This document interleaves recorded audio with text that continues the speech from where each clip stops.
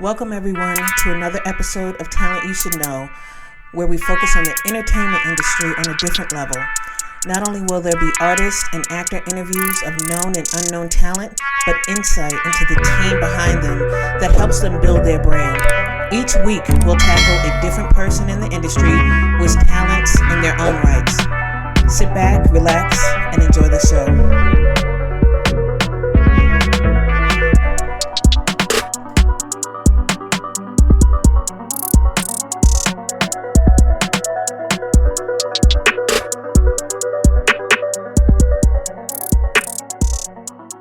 Welcome everyone to another episode of Talent You Should Know with Zag. Today we have NJayC as a guest. I'm really excited about this. How are you today? I'm good. How you doing? I'm really good. As we talked about, the sun's finally out, so it's pretty nice. So why don't you just tell us a little bit about how you started? Well, I started. I was young actually when I started. I started writing I was probably around like 13 years old. I started writing. I didn't really take it seriously further. It was just a hobby. Mm-hmm. You know what I'm saying? Just writing lyrics. You know what I'm saying? Like Wayne was my favorite rapper, Lil Wayne. So I would, go on his beats and just write and spit them out. I remember on the MySpace days. Yes. I had a MySpace page, my friend. MySpace was popping. The music playing when you come on the page. Yeah, you go there. You got the little iced out Bugs Bunny and stuff on. And don't be in not be in someone's top 8. You get offended. Oh yeah, you switching it around. Somebody piss you off, you bringing them back down. Right. Go on. Sorry. But now on MySpace days, there used to be this little feature where you call, leave a little voicemail on your page. People could leave a voicemail on your page. Mm-hmm.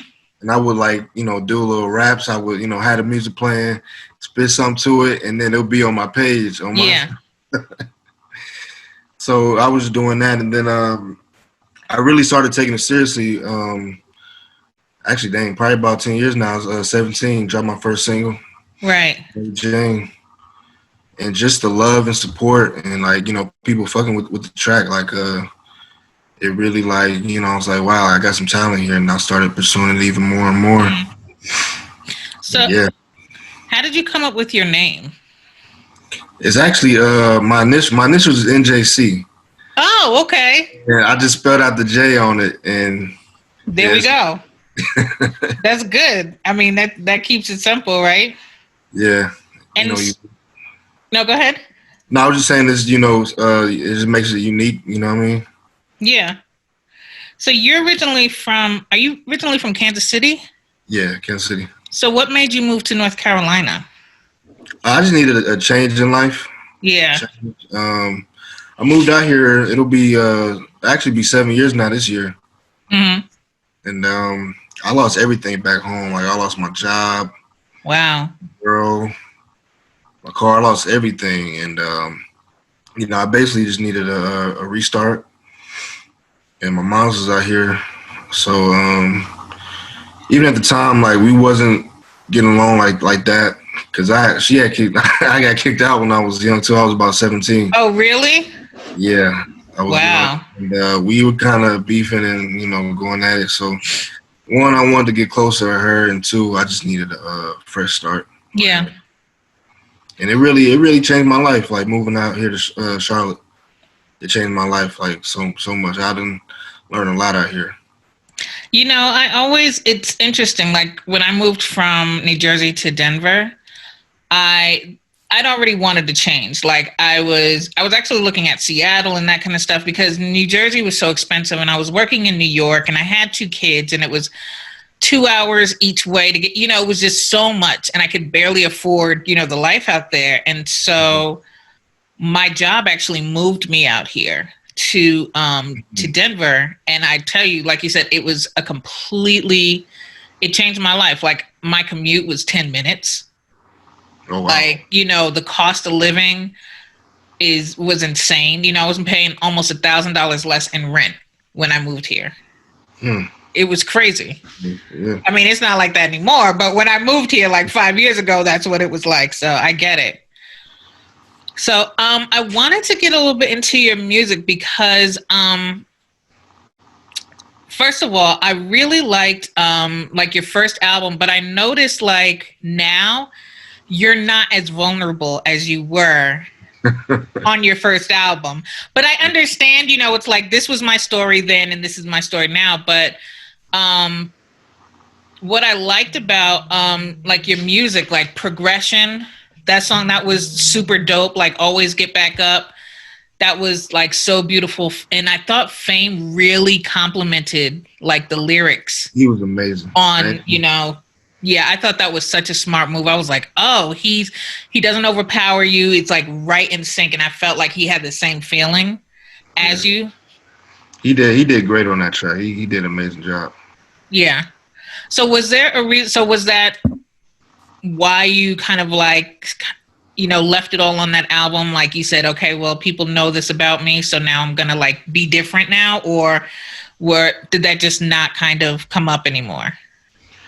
No, I honestly think I mean I'm actually kind of getting back into it now because like Mm-hmm. I'm dropping a new project this year.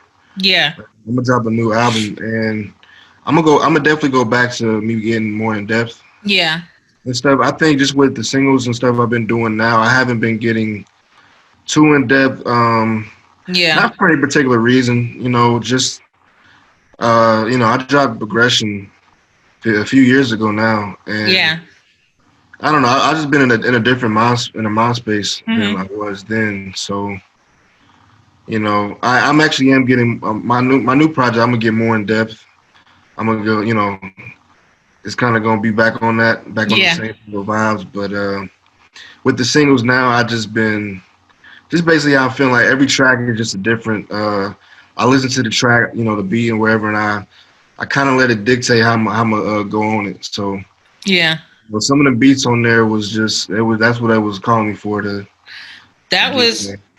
I was saying that was some great production on that album. Like even Passion 2, that Yeah, was like some really, really good production on that album. it was real good. It was, and that's what I pride myself on too is my production. Do you make your own beats? No, I mean I do actually do a little production now. I didn't Yeah. produce anything on Progression, Okay. but I have a good ear for beats. I have a good, you know, I got a lot of producers, listen You to do. producers, and I got a good ear for it. And I like to pick those ones that just like I hear it and it, you know, it gives that feeling. So it Yeah. makes me go hard on it. So That's really smart of you because all of them, like every track I listened to on there was like it was really good and it just complimented you as well. And what I liked, even like your EP, your most recent EP, the one you used DJ Grumble on. and now you know. Yeah. I thought that was a really good album. I really liked Grindin'. Yeah, That grinding. was That's the one right there. yeah. I was like, That's oh, the this one right is there. I like this. Do you think that you'll consistently work with him from now on or I do. I do. Grumble, he's dope. He's dope. I flew out there. He stays out in Boston, and I flew out there, went to the studio, and it was just real dope working with him. yeah. We actually got some more tracks coming. Really? We got some more coming. We got some more stuff coming. So how do you And go to Boston and never been to New York City? This is I it's like know that don't count. Do it. I know it's close, but yeah. So another one I liked from that EP was Queens because you said I'm gonna always be all right because you're always gonna be by my side and I thought that was really nice. Do you have like a family around you or a woman around that inspired that or yeah, the two people in that song, my mom, and my sister. Like growing up, it was always us. It was always us three. You know what I'm saying? And you know, they was two was always just. You know, it's always you know, even in my later years, we was me and my mom. You know, we had our differences and stuff, but that's still moms. You know what I'm yeah saying? And yeah even my sister too, but it's still all love, and it's still like those were the two women in my life that you know I grew up with. That you know yeah what I'm saying? I've always been there, and I'm always gonna be there for them. And yeah so, you know, really making that song, I really wanted to, show that back to them and, really show my appreciation for them Yeah. tracks. Well, you had another one, Something's Missing.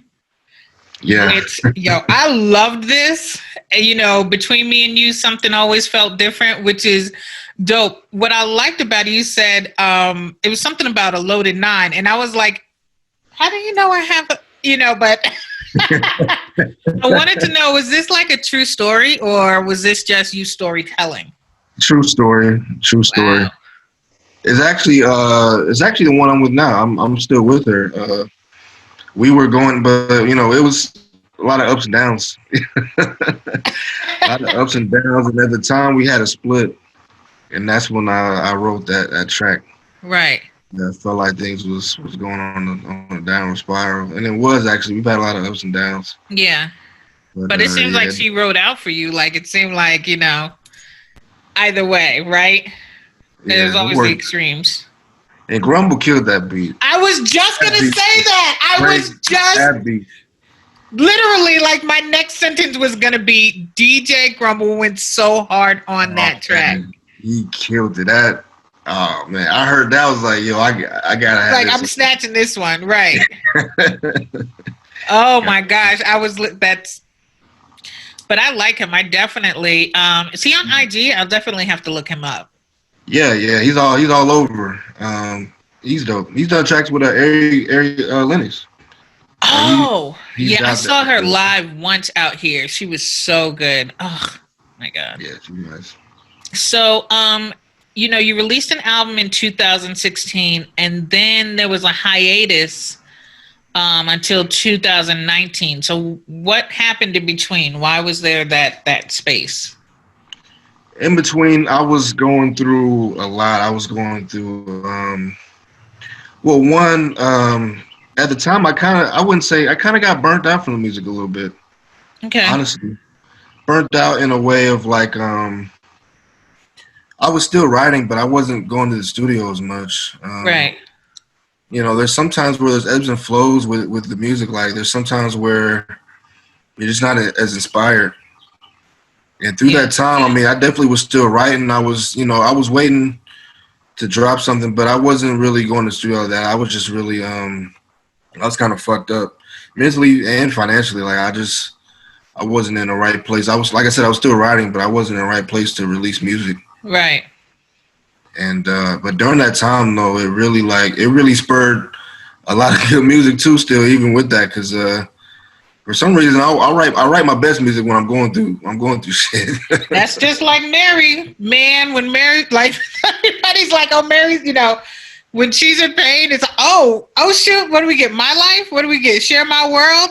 Yeah. It was, yeah. It's always like, it's the rawness. Yeah. So with your new music, I thought I like how Boss Move starts out because it's talking about wealth and it's it says so ultimately ownership needs to be part of the wealth conversation, which is so key, and also the part where you said you're not hustling backwards, right? Yeah.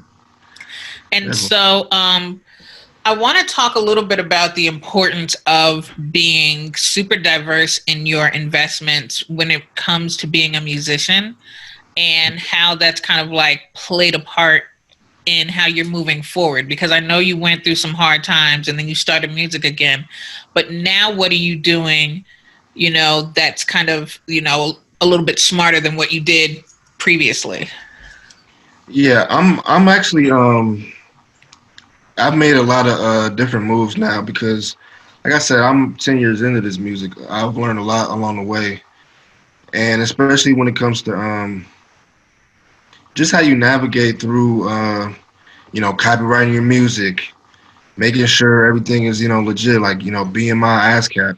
Yeah. Those things are very important, and that's why I say ownership is important because, especially with a lot of artists now, like they're so I gotta get signed, gotta get signed, gotta get signed.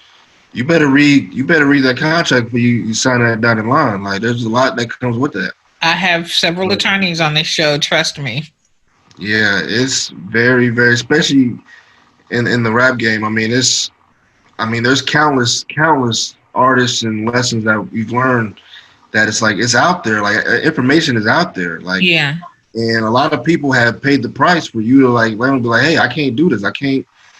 I can't do the same thing that they did, or not even necessarily the same things they did, but I just have to move smarter. Right. With how I go about this and how I present the music to the world too. That's another thing too when it comes to promotion and getting it out there. There's so many moving parts. Yeah. On everything. Like I've just really learned how to really effectively, and it's still a learning process. I'm still learning as I go along. I'm still everything changing. Like everything, social media, digital, TikTok. I mean, there's so many. Talk about it. Clubhouse, all that. Yeah. There's so many avenues now. You're trying to navigate and learn through it along the way on how to promote your music the right way, how to protect yourself. Yeah. And really just on how to get your music out there to the world. Right. And so do you think that you'll ever go to a major? Like, I know you're independent now, but do you ever think that you'll fully transition to a major because of what we talked about? I think so, if the deal is right.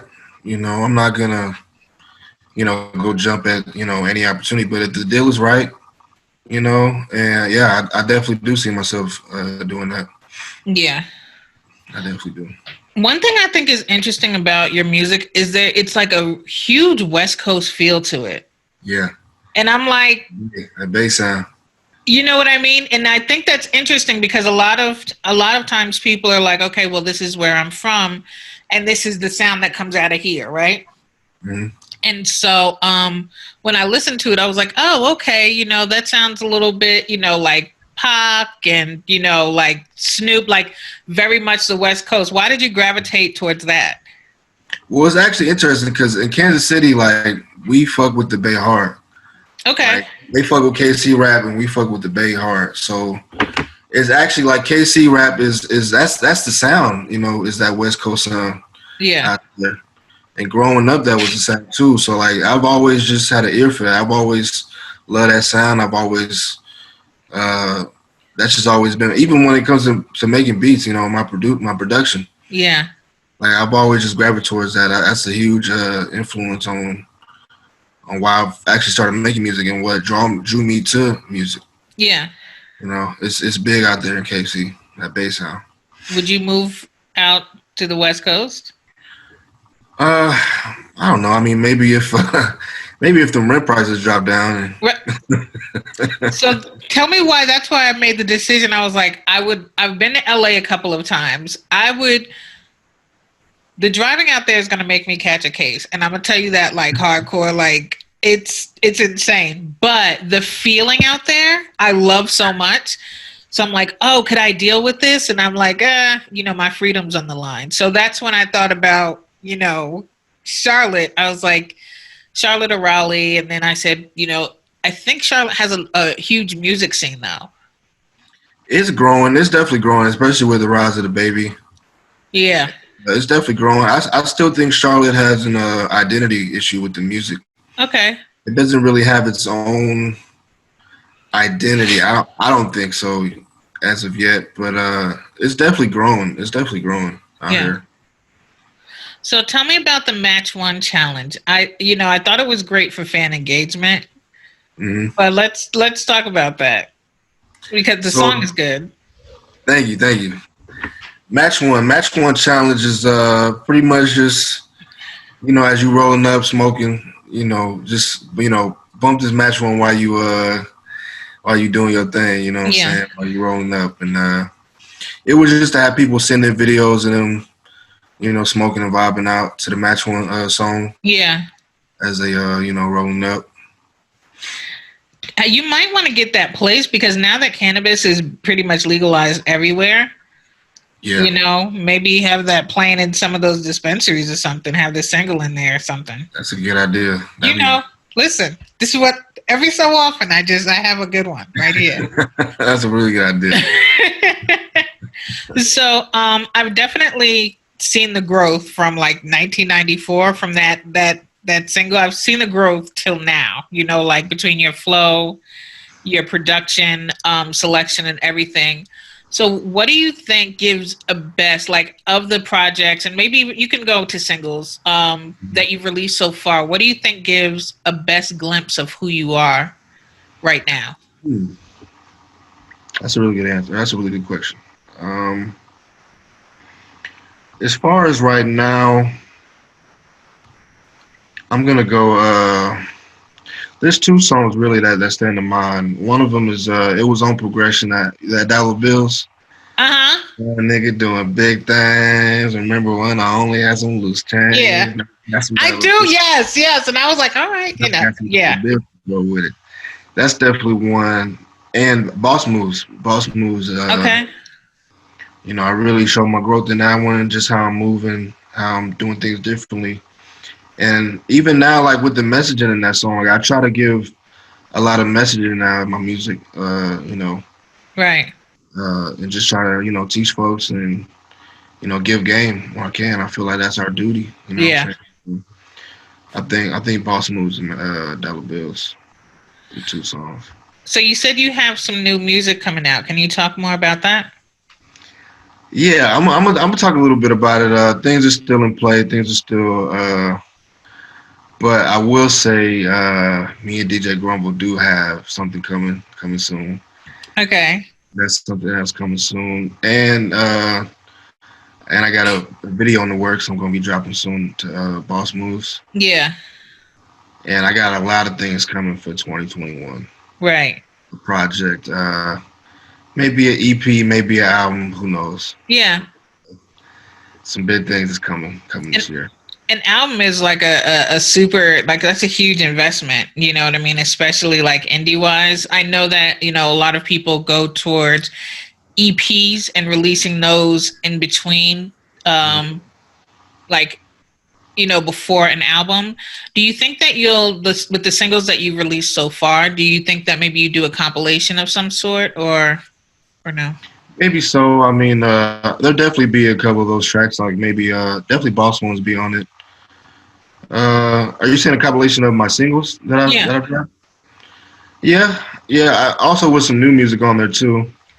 But I think that'd be something I'd lean towards. Especially, that's where the project would come in. I would definitely want to have Muse on there and Boss Moves Yeah. and yeah. So you've been, like you said, you've been in, you know, the industry for like 10 years now. So where do you want to see yourself in 5 years? In 5 years, I want to definitely see myself uh, just grow more as an artist. Keep doing what I'm doing with the music. That's never gonna stop. But I wanna grow with my own label. I Yeah. wanna start my own label, my own, and bring other artists up under me, Yeah. and really I like seeing other people come up with me with this music, and I Mm. want to help other people in that aspect So in the game. when you have your new artists, like, you know, say you have, like, you know, a couple on your label, what do you think the first thing is that you teach them? First thing I teach them is when it comes to the music, don't try to. There's ways you can go about it. I know with how the music industry is now, everybody wants to have that sound and that. They kind of go towards the trend instead of creating their Yeah. own. It's a big thing right now. I think there's a way to go about it. Even if you are to do that, kind of you can dip your toe in the water a little bit, but still stay true to who you are as an artist. Right. Don't try to change up and do anything differently. Because you don't want the trends to define you, right? Yeah, you don't want to lose yourself in it because it's with this music, it's very hard. Like it's a grind. It's a long grind. That's another thing too. It's like it's not gonna happen. I mean, you may happen overnight, but that's a once in a Yeah. lifetime thing. Like Right. you gotta be willing to go hard at this and there's times where I mean you gonna feel everything with this. You're gonna feel the ups, you're gonna feel the downs, Yeah. you're gonna feel discouraged, you're gonna feel like people ain't supporting you, you're gonna feel like the people closest to you ain't supporting you. You're Yeah. gonna feel everything and you just gotta stay true to yourself and what you're doing. And yeah, that's just really what it is. Just And stay true. I was talking to someone about that. I was talking to an actress the other day, And we were talking about mental health in the entertainment industry and how important it is for you to be like strong up here, Yeah. because the entertainment industry is pretty much rejection and then success. Like, this isn't like, okay, you know, you go in and everyone is like, oh my gosh, you're so amazing. It's like you go in and they're like, this is what you have to change. And that's Yeah. a lot of times. And it's like it's up to you to push back and say, no, this is me. And then if they even push back even more, it's up to you to really understand like your brand, right? Yeah. And sometimes it's like don't be afraid of rejection. It's a Yeah. part of it. It's a part of it. You're gonna have a million people tell you no before you get that one yes, Yeah. and that one Yeah. yes could be life changing. Shoot, even I tell myself no sometimes. I'll do a reference track. I'm like, no, Zag. Yeah, dump that shit. So, what? So, do you see yourself? I know that you know COVID has changed a lot of things. Do you see, or do you have any kind of performances lined up virtually for this year, or can you see yourself doing a stage? I could see myself. I mean, things are opening up slightly. I don't know. Who knows? I think definitely when it comes. I mean, I don't know. I can't see a huge concert in these times right now. I can't see it happening logic wise. Like a virtual concert wouldn't be bad. I did have some things lined up in play. They kind of fell apart, but virtually, that's probably the way to go here about now. Yeah, Even like shows where it's not a whole bunch of people. It's just little events. But I don't know. Who knows? These times are really difficult to it navigate. is. It's crazy, right? Yeah, it's a lot. I mean, supposedly they said we were going to be good by January, this year, but the timeline keeps changing. So where can everyone find you and your music? Like, give us the whole deal. I'm on Instagram, NJayC816. All on, Google me, YouTube, NJC, NJayC. It's right here. Uh, I saw that. Did you just get that? yeah, yeah, it's a new piece. Yeah. But yeah, I'm all over. I'm on Spotify, Tidal, Google Play, Amazon, all the platforms. Search Yeah. NJC. Yeah. Do you get paid from the streams like on Spotify? Yeah, yeah, definitely. All streaming sites really, and they're even taking royalties from TikTok now. As Like, they should. yeah, they should, because I People be mean, running those TikTok those clips. I don't care if it's 30 seconds or a minute or whatever it is, but you just played my music, give me my money. exactly. Right. Exactly. So yeah, definitely do get royalties from streams. That's why, because I was kind of trying to figure that out only because like there's some people who are in the entertainment industry, and I don't hear about them much, but they're living off music, and I'm like, how are you doing this? Yeah, 500,000 streams on Spotify, you know what I mean? So makes sense. yeah. It's a lot of ways to get out here with the streams and everything. Yeah, It's not. It's so much more different than like individual album sales and all that. yeah. I think it still has a long way to go. I think they really have to do their part. Because yeah, I mean, it is. It needs to be better. It needs to be a better system of calculating these royalties. I think it just needs to be a lot better. A lot more money from these streams. Yeah. The way they have it now is it's just not. It's not enough. I think this, because of the pandemic, that's going to change how they monetize it. Absolutely. Because they're going to rethink, live concerts and that kind of stuff. And people are going to say, hey, we 'Cause want that's our what money people made, man. otherwise. This Yeah. is yeah, it's the way to go now. Well, I want to thank you for taking time out to be on my show. I hope it wasn't like crazy, but I really enjoyed your music, and it's one of those things where like if I have someone on my show, I want to like their shit. I don't want it to be like you won't see anyone on this show that I'm not like, okay, I respect their craft and that kind of stuff. So I really appreciate you taking the time out to be here. Thank you, and I appreciate you interviewing me. I really appreciate it. Oh yeah, absolutely. Well, listen, have a great day. You I'm gonna too. sit here and try to get my life together, which is gonna be a task in itself. Thank you, everyone, for tuning in to another episode of Talent You Should Know. Please don't forget to subscribe to our channel as well as leave a review. Thanks again, and we'll see you next week.